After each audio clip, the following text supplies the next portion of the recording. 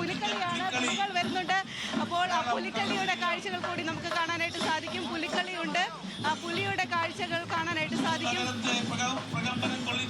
വയറുള്ള പുലികളുണ്ട്, വയറില്ലാത്ത പുലികളുണ്ട്. എന്തായാലും നമുക്ക് ഇവിടെ വന്നതിന് ശേഷം ആദ്യമായിട്ടാണ് ഈ പുലി കളിക്കുന്നത് കാണുന്നത്. നമ്മൾ പുലികൾ ഒരുങ്ങുന്നതൊക്കെ നേരത്തെ രാവിലെ തന്നെ കണ്ടിരുന്നു. പുലിക്കളി ഇപ്പോൾ നിരത്തിലേക്ക് ഇറങ്ങിയിരിക്കുകയാണ്. ഓണത്തിന്റെ വരവറിയിച്ചുകൊണ്ട് പുലികൾ കൂടി ഇപ്പോൾ തൃപ്പൂണിത്തുറയുടെ രാജനഗരിയിലേക്ക് ഇറങ്ങുന്നു, ഘോഷയാത്രയ്ക്കൊപ്പം ചേരുന്നു എന്നുള്ളതാണ്. വിവിധ വർണ്ണങ്ങളിലുള്ള പുലികളൊക്കെ വരുന്നത് കാണാനായിട്ട് സാധിക്കും.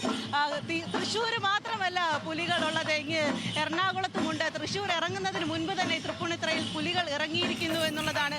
ഏറെ വർണ്ണാഭമായിട്ടുള്ള കാഴ്ചകൾ. പുലികൾ കളിച്ചുകൊണ്ട് മുന്നേക്ക് പോകുകയാണ്. ആ ഒരു ഇനിയും ഒരുപാട്, ഇപ്പോൾ നേരത്തെ ഞാൻ സൂചിപ്പിച്ചതുപോലെ ഒരു തുടക്കം മാത്രമാണ്. 400ഓളം കലാകാരന്മാർ കലാരൂപങ്ങളുമായി ഇവിടേക്ക് ഈ രാജനഗരിയിലേക്ക് ഇറങ്ങുന്നു എന്നുള്ളതാണ്.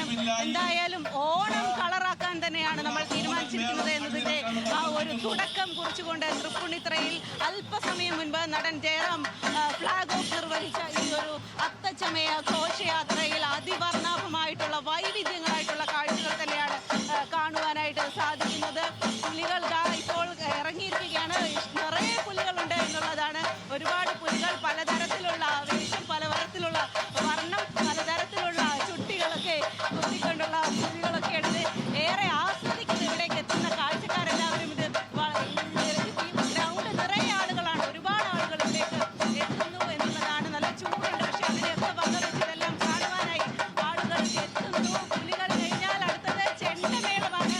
നമ്മുടെ കേരള തനിമയോടുന്ന മറ്റൊരു കലാരൂപം ചെണ്ടമേളം എത്തുന്നു. പുലികളുടെ ആളുകൾ ചെണ്ടമേളത്തിന്റെ അകമ്പടിയോടുകൂടിയാണ് പുലികളി മുന്നോട്ട് പോകുന്നത് എന്നുള്ളതാണ്. രസകരമായിട്ടുള്ള കാഴ്ചയാണ്. കേരളത്തിന്റെ എത്ര കലാരൂപമാണ് കേരളത്തിലുള്ളത്. എത്ര രസകരമായിട്ടുള്ള കാഴ്ചകളാണ് എന്ന് മനസ്സിലാക്കാനായിട്ട് സാധിക്കുന്നത്.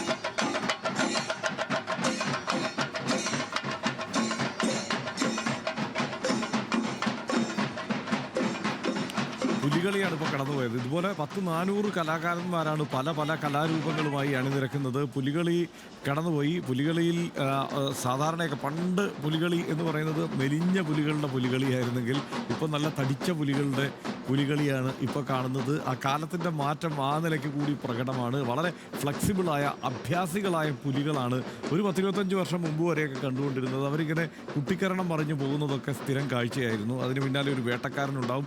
ഇപ്പം മിക്കവാറും വേട്ടക്കാരനില്ലാതായി, പുലികളായി. പുലികൾക്കാണെങ്കിൽ നല്ല തണ്ടും തടിയും ഒക്കെ ആയി എന്നുള്ളതാണ് പുലികളിയിൽ വന്ന പ്രത്യേകത. ആ കാലത്തിൻ്റെ മാറ്റമുണ്ടെങ്കിലും ആ പഴമയെ ഓർമ്മിപ്പിക്കുന്ന, പഴയ കാലത്തെ കലാരൂപങ്ങളെ ഓർമ്മിപ്പിക്കുന്ന എല്ലാ ആവിഷ്കാരങ്ങളും ഇപ്പോൾ ഇവിടെ സംഭവിച്ചു കൊണ്ടിരിക്കുകയാണ്. അത് മാത്രമല്ല, ഇവിടെ ഇപ്പോൾ കാണാം കളരിപ്പയറ്റ് കാണാം.